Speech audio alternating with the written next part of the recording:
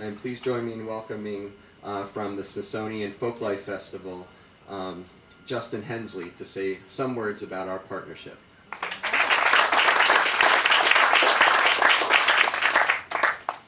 Thank you, Adam, and thank you all for being here today.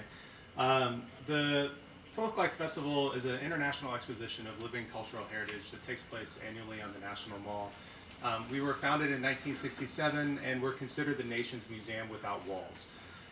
With this, we attract between 500,000 and 1 million visitors to our site each year, and we showcase the traditions of different groups of people.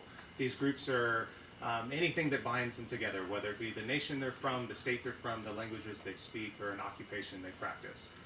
And for 4 decades, we frankly struggled to deal with all of the waste that our festival generated.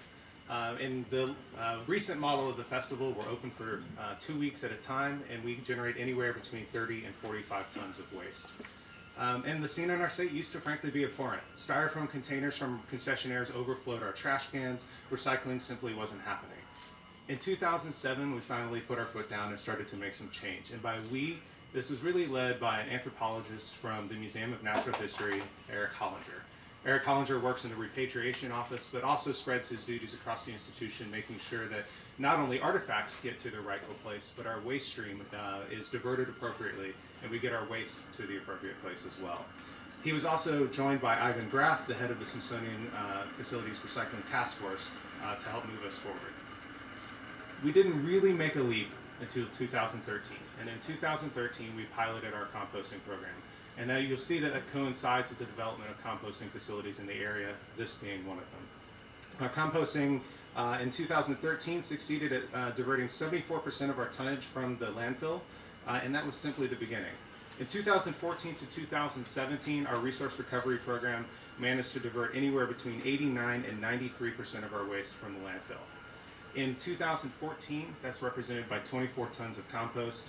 20 tons of compost. In 2016, we did drop to 15, and last year came back to 17. And I'll come back to those numbers because there's an important detail there. All of this diversion is possible due to these facilities.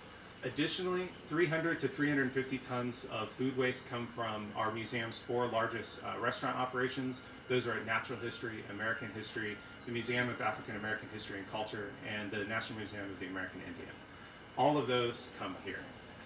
For the last 4 years, we've had this program grow to allow several interns to come through this process, learn about the program, and take composting and waste management practices back to their universities and to their communities. And this education component brings me to some accolades for Stephen Birchfield and his team particularly. Steve and his team have literally opened the doors of this facility for the Smithsonian in multiple ways. We've received generous off-hour support to allow our hauler to come here on weekends and on holidays, which makes our festival possible. We would literally have piles of compost on July 4th if it wasn't for Steve driving over here on himself, open it up and allowing our hauler to come through and tip. He also takes his personal time to come work with our festival volunteers and help communicate the importance of composting to the community. Our resource recovery stations don't only serve as a point of collection, but also as a point of education. And that education is based on a lot of material and information that our volunteers receive from Steve. So backing up to that shift in numbers. We collected less compost in 2016 and 2017, and that's due to our concessionaires moving some of their restaurant operations off-site.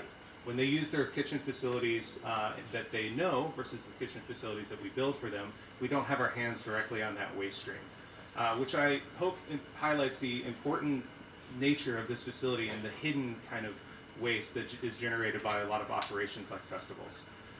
It's that behind the scenes food scrap generation that really needs support, and I certainly hope the increased capacity of this facility quickly sees trucks bringing food scraps from more and more restaurants, kitchens, and homes, and can clear that wait list that you all have growing.